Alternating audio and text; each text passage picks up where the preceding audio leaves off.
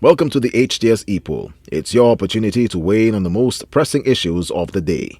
The police and wardens have faced stiff resistance and hostility in their efforts to enforce the COVID-19 protocols. On Sunday evening, the police came under attack from curfew breakers who were at a social event at Barron's Drive, Soufriere. This was one in a long list of incidents involving the police and suspected COVID-19 violators. So we ask, is the hostility towards the police and wardens hampering the fight against COVID-19? We tallied the numbers on our voting platforms and here is how you voted. 70% said yes, 25% said no, and 5% did not know. We also took to the streets to get your opinion, and here's what you had to say. Yes, it would, because people not abiding by the rules, I mean, they just free up the alcohol, people just going crazy. These people probably was a little intoxicated. It was like, yo, we don't want to go home, we want to party. But then it gets out of hand, follow the rules, people. Because you see, it is a serious matter when it comes to COVID. Because this is a pestilence that many of us don't even take into consideration. Because the Bible speaks of it. Whenever I will talk, I will always talk about the Bible. It is against the law, even to carry a mask. You understand? But today you find that we don't care. Look at what happened in Soufriere. I don't support it. The protocol is for 7 o'clock. You're there all 7, 8 o'clock. It is wrong, and it is quite wrong. I don't support it, colleague. They should, in fact, arrest all those they could get in connection of this act. Well, Desmond, I'm not sure about whether it's hampering the fight or not hampering the fight. The fact is people are frustrated, people are all over the place, they do not know what to do. I can never condone attacking the police because they're the ones that defend us.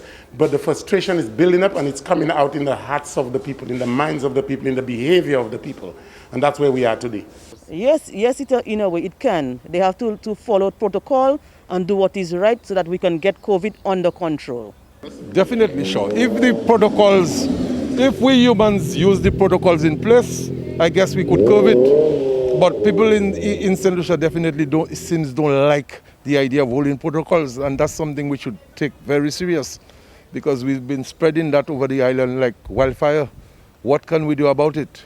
We need the authority to do something better than that, so then we can curb it. I think the mass crowd will definitely cause the COVID to spread. So people should stick to the protocol and just lessen being around each other, stay home and stick to the protocol. And the fact of the matter is, when the police and the public work against each other, we don't accomplish anything. But in relation to the COVID, we have to maintain a certain protocol in order for us all to contribute to the betterment of kicking the COVID away from us.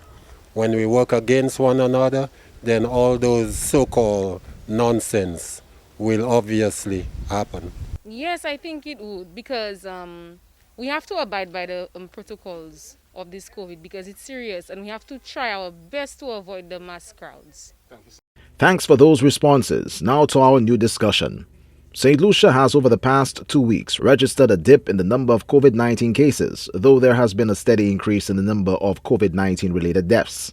Against the backdrop of reduced cases of COVID-19, and with Easter approaching, the government has announced plans to reduce on the curfew hours by shifting the start of the curfew from 7 p.m. to 9 p.m. The change will be closely monitored, with the possibility of reinstating the 7 p.m. start time if the public does not behave responsibly.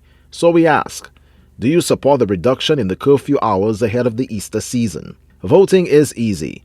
Just log on to htsstlucia.org or Facebook at HTS St. Lucia Official and vote. You can also send your response via text or WhatsApp to 584-4HTS. That's 584-4487. For Flow handset owners, here is a reminder of our special voting platform.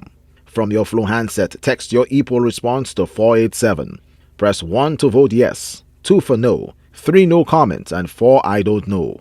Join the discussion from your Flow device and get the opportunity to win weekly prizes. And our Epoll team is always on the go to get your responses as well. Watch the HTS News Force from 7 p.m. for the results and a new discussion.